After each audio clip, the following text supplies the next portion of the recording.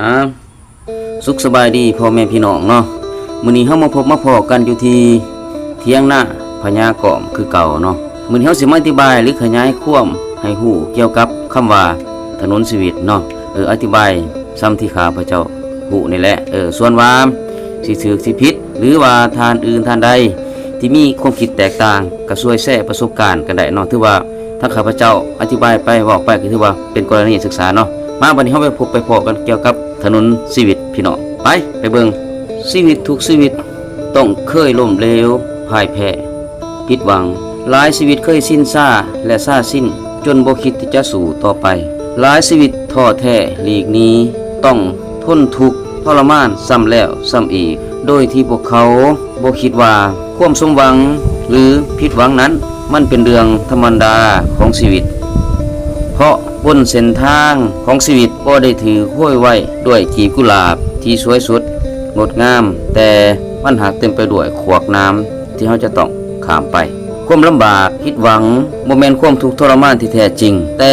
กลับจะเป็นสิ่งหล่อหลอมชีวิตจิตใจเฮาให้แข็งกะยิ่งขึ้นเหล็กกาก่อนจะเป็นเหล็กกะได้นั้นต้องทนอยู่ในตะหลอมที่มีความร้อนสูงแล้วก็ถือกน้ำมาตีแล้วตีอีกจนได้รูปทรงที่สวยสดงดงามสมบูรณ์ต้นทานจนเหมาะจะเป็นอาวุธคู่มือของคุณพลผู้ให้เทียมทานซึ่งนั่นมันก็เหมือนกันนั่นล่ะคนผู้หนึ่งชีวิตหนึ่งถนนสายหนึ่งมันก็เหมือนกันนั่นล่ะอย่าฝ้าวกระตือรือร้นว่าชีวิตนี้จะราบรื่นเสมอไปอย่าฝ้าวเศร้าสลดใจว่าชีวิตนี้จะมีแต่ผีภาษาและก็อย่าฝ้าวหมดราคาต่อราคาชีวิตตนบ่มีชีวิตได้ดอกที่จะบ่มีอุปสรรคองค์ประกอบของชีวิตนั้นมีทั้งเสียงหัวเราะห้อยิ้มและหยาดน้ำตาดังเดียวกันกับถนนสายหนึ่งย่อมมีทั้งคดโค้งความละอิดละเอียวแต่บางเส้นถนนก็มีทั้งก้อยโน่นโซคิวและบวกขุมก็แม่นแท้ว่า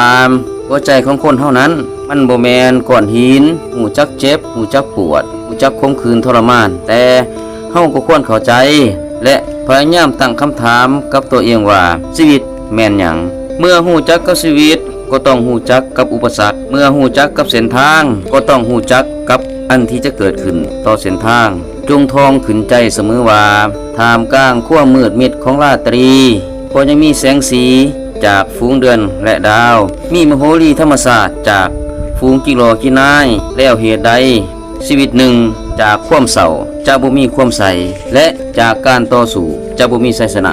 โลกจะมอบความยุติธรรมให้แก่นักต่อสู้เพื่อความยุติธรรมโอกาสจะมอบอนาคตแก่ผู้สงวนอนาคตโดย